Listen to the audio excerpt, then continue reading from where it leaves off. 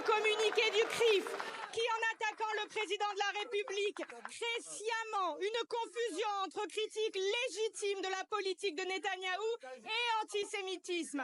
Ce qui se passe au Proche-Orient, c'est la colonisation, un génocide et la généralisation du conflit au Liban. Serez-vous plus clair que les soutiens inconditionnels qui prétendent ne pas savoir à quoi Emmanuel Macron fait allusion? On parle de plus de 43 000 morts et plus de 100 000 blessés à Gaza.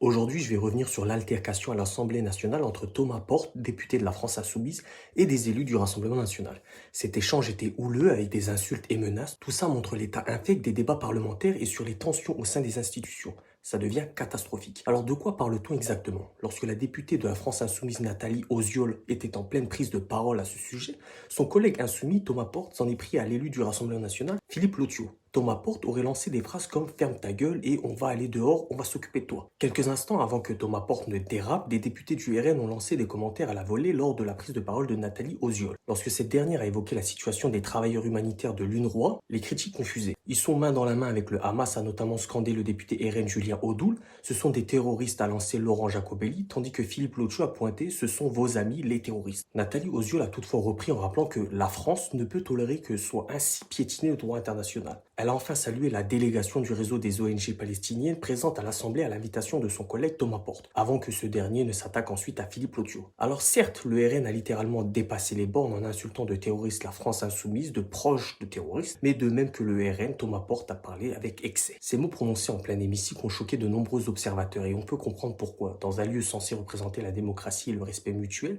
ces dérapages, comme je vous l'ai dit, montrent une dégradation du climat parlementaire et posent la question. Pourquoi nos députés parlent avec tant d'aisance, tant d'inconscience? Je ne sais pas, la fonction de député doit éviter de pouvoir parler comme des mecs du PMU. Et les filles et le RN se retrouvent souvent dans une opposition frontale sur des sujets sensibles comme l'immigration et la sécurité. Mais cette fois-ci, Portes semble avoir franchi une ligne rouge avec ses menaces explicites. Et au-delà de ce cas, l'incident montre que les conflits idéologiques détruisent le débat. Littéralement, tous les députés parlent de démocratie mais n'arrivent pas à respecter ses collègues. Si on doit se battre, c'est par les paroles et non par les poings. C'est facile à dire, mais ils n'arrivent pas. Du côté de la France insoumise, on ressent une certaine gêne. Certains cadres du parti tentent de minimiser en parlant de contexte tendu, tandis que d'autres condamnent fermement ces paroles. C'est pas seulement un dérapage isolé, on peut voir ce genre de situation tout le temps, tous les jours, et c'est lassant. Il faut maintenant retrouver une pacification des débats parlementaires, comme l'instauration d'un code de bonne conduite, des sanctions plus strictes en cas de dérapage verbal, et même des formations à la communication non violente pour les députés. Ils en ont besoin.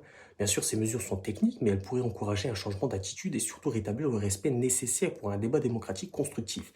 Il faut éviter que les citoyens ressentent les symptômes d'un malaise profond à la vue d'un débat parlementaire. En fin de compte, cette altercation, c'est la preuve qu'il s'agit seulement d'une bataille d'ego ou de petites querelles. Si nos représentants sont incapables de maintenir un climat respectueux, cela mine notre confiance, nous, les citoyens, et renforce la lassitude vis-à-vis de la politique. En d'autres termes, il est essentiel de réhabiliter le débat parlementaire pour que nos élus se concentrent sur l'essentiel, servir l'intérêt général et arrêter ces conneries rapidement. Bref, dites-moi ce que vous en pensez en commentaire, bien sûr, toujours dans le respect.